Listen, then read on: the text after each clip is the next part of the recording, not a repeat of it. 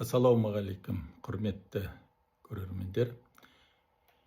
Төлеңгіттер жүзге кірмейді деген ауыздан ауызға, кітаптан кітапқа көшіп жүрген бір сөз бар.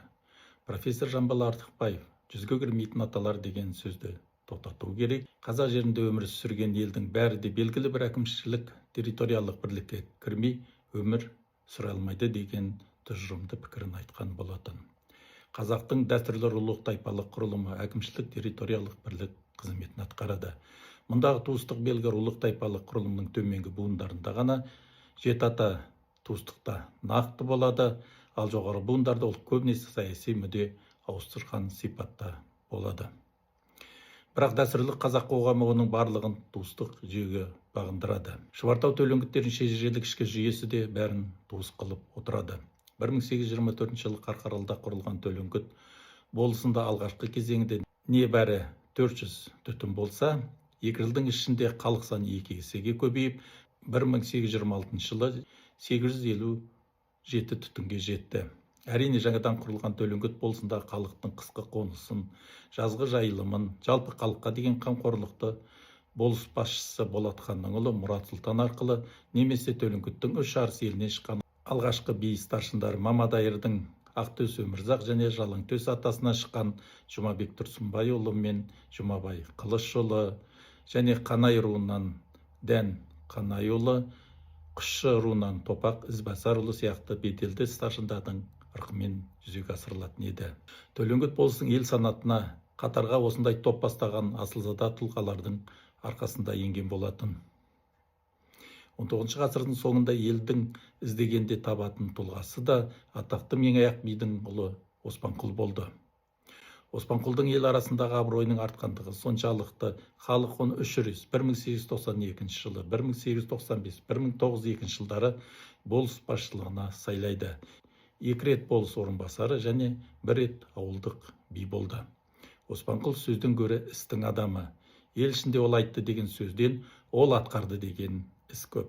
1904 жылы Шұбартауда елеулі оқиға болды. Оспанқұл болыс өз қаражатына ауылдық мектеп ашты. Бұл арқадағы ең алғашқы білім ошақтарының бірі болды. Сонымен қатар Шұбартау болысы өндірістік даму жолына да түскен еді. 20 ғасырдың басында Шұбартауда жүзге тарта алтын, күміс, мыс шығаратын кен орындары ашылып жұмыс жасап тұрды. Оспанқұлдың Өгізтаудағы болыстық кеңсесінде Қарқаралыда елдің алды болып Англиядан келген жазу машинкасында пайдаланды. Оспанқұл балаларымен жет шаруашылық болып, Жорға маңындағы Жаман қыстағында отырды. Жаман қалмақ тілінде яма, яғни тау ешкісі мағынасындағы сөз. Тау ешкілері мекендейтін жер, ұғымын білдіретін сулы да нулы жер атауы. 1907 жылы 51 жасында Оспанқұл қайтыс болғанда әйгілі Төлеу Көбдіков ақын: тұтқасы төлеңгіттің асылдана, бақырға икемшекті едің ана, азаптан бір себептен құтқарар деп, сыртыңнан күнәсіз адам еткен пана, жығылдау төлеңгіттің алату деп жоқтау айтқан. Сонымен төлеңгіт болысының өмірі 1824 жылдан бастап 1928 жылға дейін Кеңес үкіметі бұрынғы төлеңгіт, яғни Шұбартау болысы мен Дағанды болысын біріктіріп, жаңа Шұбартау ауданын құрғанға дейін жалғасты. 1926 жылы бүкіл одақтық санақ материалдары бойынша Семей губерниясы, Қарқаралы уезі, Шұбартау болысында халықтың саны 11.400 адамды құрады. Болыстың 7 ауылдық советінде 481 ауыл қыстақтардан тұрды, онда барлығы 2440 шаруашылық болды. Қазақ жерін отарлау, саяси дербестікті жою барысында Ресей командирлерде төлеңгіттерді бір жолата құрту үшін оларды құлдардың тұқымы деп жариялаған кездері болды. Осыны пайдаланып Қарқаралы округінің аға сұлтаны Жамантай Шыңғысұлы өз қарамағындағы төлеңгіттердің малын тартып алмақ болып, оларды орыстар өткізген санаққа құл есебінде кіргізді.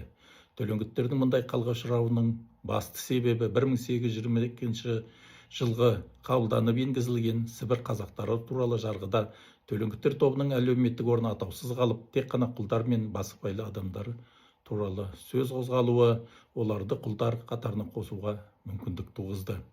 Осылайша 19 ғасырдың 30 жылдары Қарқаралы аймағындағы Жамантай Шыңғысұлы мен Шама Абылайханұлы тағы басқа төрелер мен төлеңгіттердің әртүрлі әулеттерінің арасында ауыр күрес басталды. Ресейлік зерттеуші Зобниннің қазақ даласындағы басыбайлы адамдар, құлдар және төлеңгіттер жайлы мәселелерге деген кітабында осы жанжал туралы деректер мұрағат қағаздарынан көтеруден бастаған.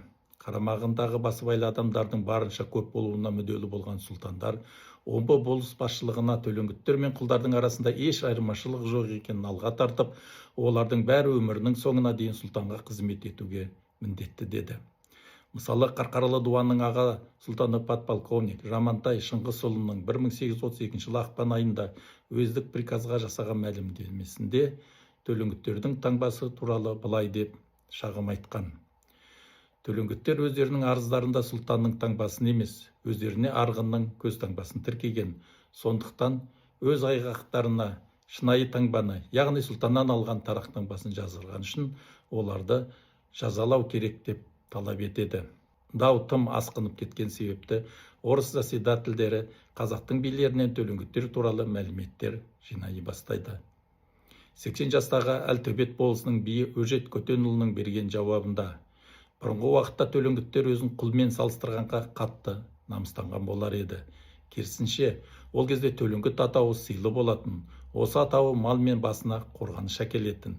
Сондықтан бұл атақты иемденуге, малына сұлтан таңбасын, яғни тарақ таңбасы алуға ұмтылушылардың көп болатын, және олар сұлтаннан кез келген уақытта өз ықтиярымен де кете беретін еді, деді.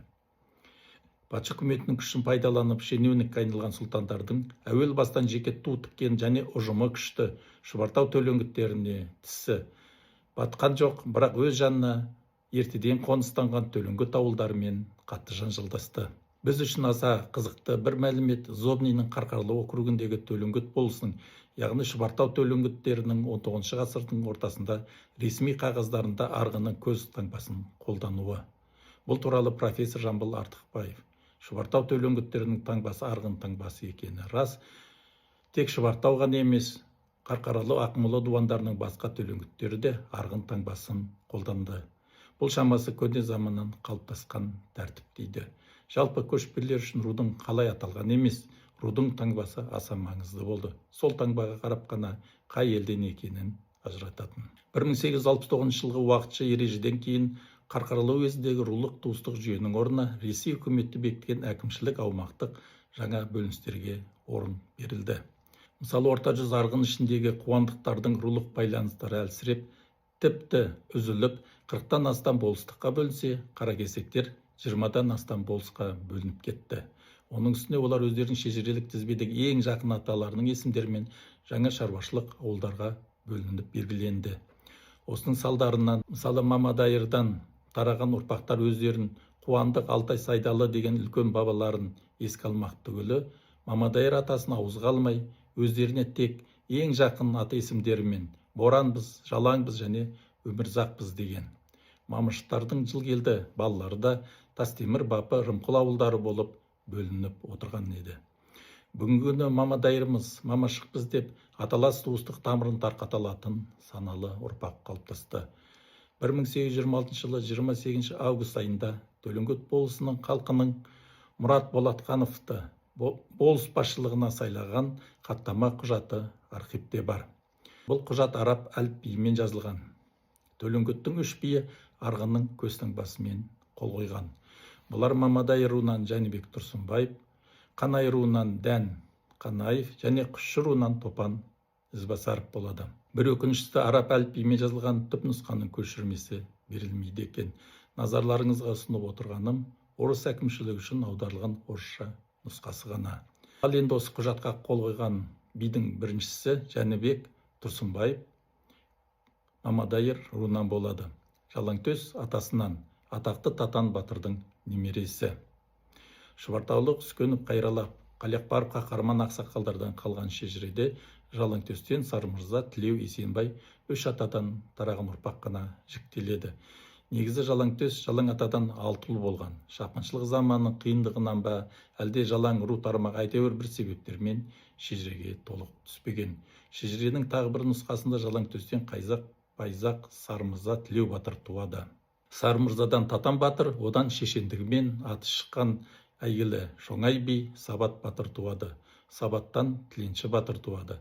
Тіленші Байсақ сияқты аруақты батырлардың қалмақтармен шайқасқан көзсіз ерліктері де аңызға айналған. Кейіннен ағайынды екі батыр Емелтауда бірге жерленіп, мазары Қосбатыр аталып кеткен. Байсақ батыр болумен қатар бірге ел ісіне араласқан шешен, дуалы ауыз, батагөй адам болған. Тілеу батыр да қалмақтармен жекпе-жекке жиі түскен көзсіз батырлығымен ерекшеленеді. Әдетте ел жиналып жауға аттанар алдында араларында жалаңнан адам болмаса жауға шаппай жорықты кейінге қалдырған. Жалаңа торпақтар шеттерінен өжет, қорғу дегенді білмейтін батылдығымен дараланған. Сонымен бірге ақ көңіл, қайтымы шапшаң, ұсақ түйек телемейтін аңқылдаған қасиеттерінде ел жақсы біледі. Ақтөс атасынан шыққан Жапар Сасаев ертеректе қыр жалаңдары деп Қалмақ Емел өңірін мекендейтін жалаң елін айтушы еді. Ал Шұбартау Балқаш өңіріндегі жаландарын ой жалаңдары деп атайтын дейді. Жалаңтөс атасынан тарайтын тұқымнан иісі Шұбартау, Саяқ, Балқаш, Жетісу өңіріне аты шыққан Дәуітбай, Шалбай секілді байлар шыққан. Дәулетімен әйгілі болған Кенбай Шұбартауда ел басқарып болыстығымен әйгілі болды. Серғазы Таяқ, Наушабай Тіленші билердің де атағы Шұбартауда әйгілі болған. Құрметті көрермендер, жоғарыда айтылған үш бидің бірі Топан Ізбасаров Құшы руының биі. Топан Ізбасаров арғы аталары Құшының Қыпшақ Төпей атасынан, Төпейден Мая, Төлес аталары туады.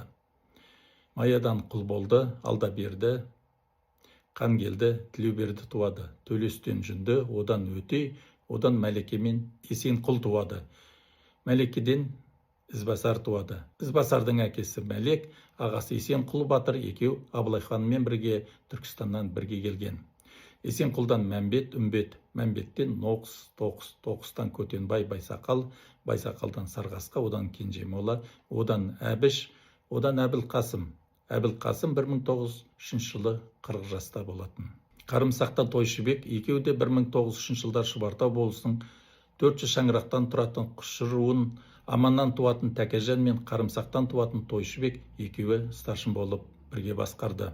Олардың арғы аталары Саяқтан Оңғы, одан Құшы, Сарбағыз, Солты, Құшыдан Қағазды, Қарлықты, Аман, Қарымсақ, Қағаздан Тебер, одан Меркіт, Есенгелді туады.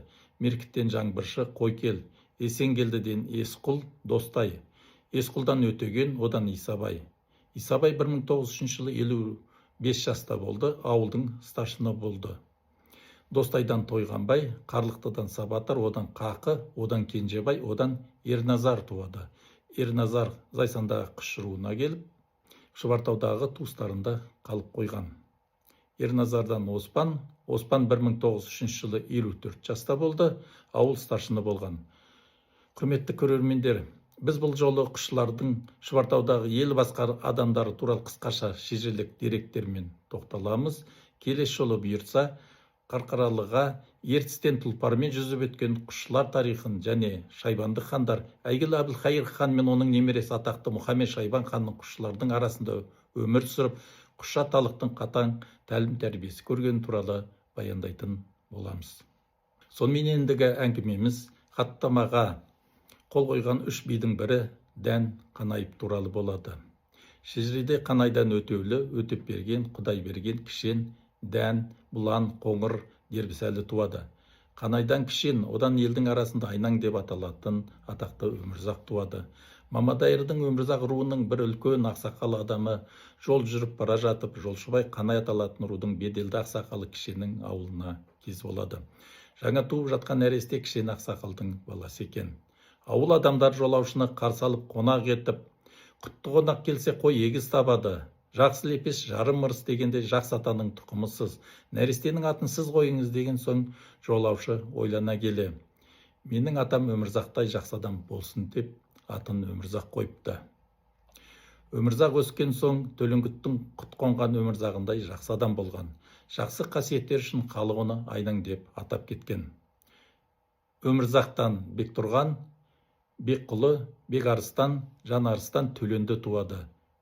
Өмірзақ ұлы Төленді Төлеңгіт болысына басшы болып бірнеше рет сайланған және сөзге шешен, әділдікпен аты шыққан әйгілі би болған. Төлендіден 3 жыл болған. Омар Оспанқұл Садуақас. Омар да шешен, әділ би болған адам. Оспанқұлдан Мағзы Мағжан туады. Мағжаннан Қабдулхамид Қабдеш, одан Дәурен, одан Алтынбек туады. Айнаң атаның тікелей ұрпағы Дәурен бүгінгіні ата-баба қонысында Қарқаралы ауданы Татан ауылында тұрады.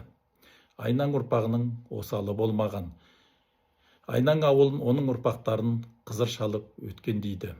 1867 жылы Төлеңгіт болысын 57 жастағы Меңаяқ Бекбетұлы басқарды. Меңаяқтың өзі тек ел басқарған болысқа емес, керемет күйшіде болды. Тек қана басқа күшілердің шығармаларын емес, өзінің жанынан шығарған күйлерді де орындаған. Айнаң мен Меңаяқ би балаларының ел басқару ісіндегі қызметтері оларды жақындастырып, бұл сыйластық құдалыққа ұласады. Айнаң әулетінен Төлендінің немере Салиханы Оспанқұл болыстың алуы туралы әңгіме ел жадында жақсы сақталған. Қаракесек ішінде Қарашор деген үлкен және азулы рудың айттырып қойған Салиханы Оспанқұл алып қашады. Қарашордан 100 кісі келіп, қыздың елі Қанай ауылын шаппақ болады. Оспанқұл дереу өзінің туысы Әзімбай Бижанұлын Қарашордың ең беделді биі Кенжеге жібереді. Кенже 40 кісімен келіп, қыздың қалың малы үшін 100 түйе, айып үшін 4 жылқы, 9 түйе төлетіп бітім қылған. Қаракесек Қарашор 4 болыс ел болса да, бірақ болыс ел Төлеңгітті шауып алмай, бейбіт бітім жасаған дейді. Салихадан Нұрақым, Әбдірәсіл, Нұрасыл, Мірәсіл туады. Оспанқұлдың ақырғы сапарға шығарып салу, 40 жылын өткізуді Бижанұлы Әзімбай өзі басқарған. Оспанқұлға үлкен жоқтау айтып, Оспанқұлдың бәйбішесі Салиханың атынан да жоқтау шығарған деп Сейсенбай Бауып марқұм жазған болатын.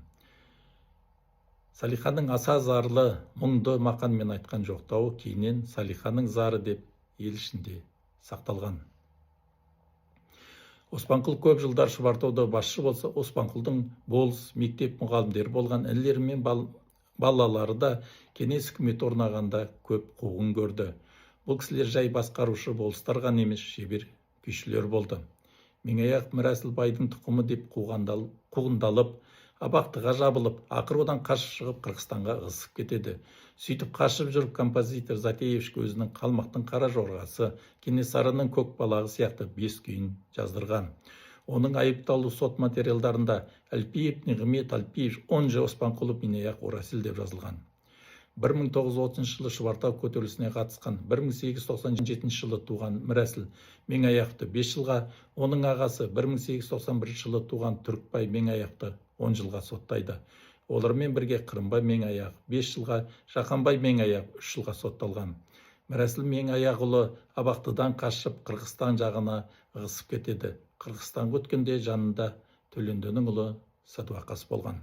1900 жылы Семейдің санақ комитетінде істейтін белгілі өлкетанушы Конжинге жазған хатында Оспанқұл болыста 200-дей қорған сақталған.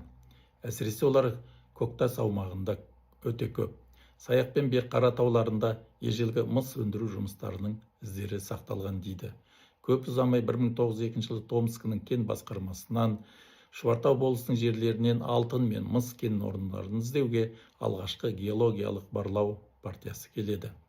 Жылының құдық аумағынан темір мен мыс рудардан үлкен қоры анықталады. Осылайша Шұбартау өндірістік дамудың жолына түсті. 1928 жылы Балқаш көлінің солтүстік жағалауындағы бұрынғы Шұбартау болысының жер аумағына Михаил Русаковтың Ленинградтық геологиялық партиясы келеді. Барлау жұмыстарының нәтижесінде Балқаш маңындағы Қоңыраттағы кен орнының мысқа соншалықты бай екені анықталады. Соның базасында жаңа мыс балқыту зауытын салуға болады деген тұжырым жасайды. Қоңыраттағы геологтар алғашқы жылдары суды 5 шақырым жердегі шығыс құдықтары деп аталатын құдықтардан алып тасыған туралы күнделіктерінде жазған екен. Оларға су ең алдымен бұрғылау қондырғылары мен құрылысқа, адамдарға қажет болды. Сірә геологтар ауыз суды Еспе бойындағы мамандайлардың апан құдықтардан алса керек. Себебі Қоңыраттан 5 шақырым жерде Өмірзақ бейіті тұр. 1929 геологтар 60 шақырымға дейінгі бүкіл Қоңырат аумағын 1/2500 масштабында топографиялық картаға түсіреді. Қоңыраттағы Өмірзақ бейіті, ұрпақтарының қыстақтары, жер су атаулары белгіленген картадағы мәліметтер кейіннен Қарағанды облысының жер пайдалану картасына көшірілген болатын. 1928 жылы Қоңыраттың ашылуы геологтардың осы аумаққа деген қызығушылығын күрт арттырды. 1930 жылдың жазында Наковник басқарған геологтардың шағын тобы Балқаштың солтүстік шығыс жағалауынан Саяқтың ұсақ шоқылы өңіріне қарай шығады. Ол жерде қауесет бойынша ежелгі мыстың ірі кен орны, кен қазған орналасқан деседі. Жергілікті тұрғындардың айтуынша мұндағы мыс кеніштерінің тереңдігі соншалықты бүкіл ауылдағы арқандарды жинап бір-біріне байлап түсірсе де түбіне жете алмаған. Ал оның шыңырау түбінде Қытайдың алтын құдайы жатады. Оны түнде ғана көрінетін үш басты айдаһар жылан күзетеді мыс. 1912 жылы Балқаш жағалауының шөлді аумағын алғаш болып кесіп өткен геолог Аносов болды. Оның эскиздік картасында Саяқтың ұсақ шоқылы өңірі белгіленген. Қызыл күнгейде Жақсы бапы тауы және оның шығыс бөлігін Аман бапы деп белгілеген. Ел жақсысы болған Жақсы бапы күнгей Саяқта құшылармен аралас отырған Мамашық Жігелдің баласы бапы атасы болып табылады. Сондықтан таудың бір бөлігін Аман бапы деген, бұл кіші Қарымсақтың баласы Есен Аман ауыл отырған тау бөктерлері. Есен Аманнан Молдыбай туады. Саяқ бір немесе Молдыбай кен орны Саяқтағы ең ірі кен орындары болып табылады. Бірақ Аносовтың күнделігінде Саяқ шоқылары мен Балқаш маңындағы мыс кендері туралы ештеңе айтылмаған. Сондықтан 1928 жылға дейін Қазақстанның геологиялық карталарын айтпағанның өзінде географиялық карталарында да Саяқ өңірі ақтаңдақ кейінде қала берді. 1930 жылдың жазындағы Наковниктің геологиялық тобының да басты мақсаты шөлдегі сағымдай бұлдырап табылмайтындай болып көрінген ежелгі Саяқ кенішін табу болды. Сондықтан мыс кендерін іздеу барысында барлау жұмыстары жүргізілген аумақтарға бағыт-бағдар болатын жол бойындағы зираттар, қыстақтар, бұлақтар мен құдықтарды, тау шоқылар мен өзектерді белгілеп, геологиялық картаға түсіріп отырған. Сонымен бірге Бақанас пен Тоқырауын өзендерінің аралығы және Балқаш жағалауындағы Матақызыл, Төретай, Қопа, Қызылтас, Қалмақ Емел және Қотан Емел сияқты тау аймақтарында да барлау жұмыстары жүргізілген болатын. Геологтардың жүргізген жұмыстары өте сәтті аяқталады. Балқаштан солтүстікке қарай 40 шақырым және батысқа қарай Түркісіб темір жол тармағына қарай 160 шақырым жердегі Саяқтың ұсақ шоқыларынан ертеден қараусыз қалған көлемі жағынан орасан зор ежелгі мыс кен орындары табылады. Наковник анықтағандай 5-тен 50 метрге дейінгі жеке ұяларға алшақ орналасқан Саяқ 1, Саяқ 2, Саяқ 3, Саяқ 4 кен орындары доға бойымен 10 шақырымға дейін созылып жатты. Саяқтағы ең ірі кен орны Саяқ 1 немесе Молдыбай кен орны болып табылады. Мұндағы Молдыбай құшшы, құшшыдан Қарымсақ, Меңдібай жоба туады. Қарымсақтан Жиенбай, Өтес, Тоғас, Есен Аман, Есен Аманнан Молдыбай туады. Саяқтың кен орындары туралы Наковник өзінің күнделігіне былай деп жазады. Қотан Емелдегі бір бұлақтың басына келіп тоқтағанымызда бізге жолбасшы болған Шұбартау болысының қазағы Сейкімбай Торыбаев Саяқтағы қалмақтың кен қазғанында болғанын, онда мыс кенінің өте көп екенін айттып, түйемен түске дейін жете алмаспыз, күні бойы жүреміз деді. Қотан Емелдің басына шықтық. Айналасы 100-150 шақырымдағы табиғаттың тамаша көрініс ашылды. Содан жолға шығып тікенді өсімдіктері сирек өскен сортаңды жазық жерлермен, тау жоталарының баурайындағы баялыштың қалың бұтақтары арасымен де ұзақ жүрдік. Күн батар алдында қалың шийдің арасында жартылай бұзылған зираттың жанындағы бұлаққа келіп тоқтадық. Кен қазған қайда деп жолбасшыдан сұрадық. Осы маңда, ертең көрсетемін деп Сейкімбай қысқа жауап берді. Ертеңінде 1 шақырымдай жол жүріп, бір төбенің етегінен батысқа бұрылған жерде Сейкімбай бізді тоқтатты. Міне қалмақтың кен қазғаны деп сайдың сәл көтерілген шығыс жағын көрсетіп, ал сен болсаң маған сенбедің деді. Алдымыздан созылған сұр төбелер тізбегінен қара, көк және жасыл түсті үйінділерді, топыраққа әбден көмілген бұрынғы карьерлердің жыра шұңғырларын көрдік. Сөз жоқ, біздің алдымызда ежелгі мыс кен орны тұрды. Жарайсың Сейкімбай деп айғайлаған геологтардың қуанышында шек болмады. Түйелерден түсе сала балғаларымен үйіндіге қарай жүгірді. қара үйінділер магнетит рудалары, көк және жасыл мыс рудалары, лазурит және малахит болып шықты. Жылдар өте осы саяқ кен орны Балқаш металлургиялық комбинаттың негізгі шикізат базасына айналды. Ал енді осы геологтар саяққа бастап келген Сүйкімбай кім десек, Орман Нұртөлеұлы ініміздің берген шежіресінде Қонай атасынан тарайтын Барман ұрпағы Сүйкімбай Төребайұлы болып шығады. Төребайдан Сүйкімбай Селтай Кәрібай туады. Сүйкімбайдан Қожа Ахмет, Қожа Ахметтен Бизақ Жанұзақ, Бизақтан Сағдат Ернұр Ерлан. Тілегенұлы Төребайдың ауылы 1926 жылдары Қусақ бойындағы Сүлеймен қыстағында отырған 9 шаруашылығы болған. Бүгінгі күндер шөберелері Үшарал мен Алматы қаласында тұрады.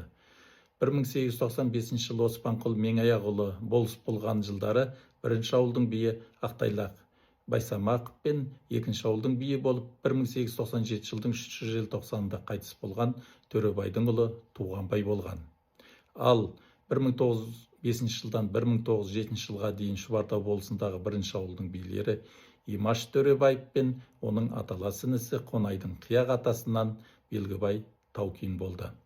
Төребайдан Имаш, Имаштан Омарбай, одан Нұртөле, одан Орман туады. Таукеннің баласы Белгібайдан Тоқымбай, одан Алыбай туады. Қонайдан шыққан Алыбай ұлы Сердалы мен Дәулет Мұқатай, Ақтанберді мен Әзімбайдың жырларын жатқа білетін жыршы адамдар болды.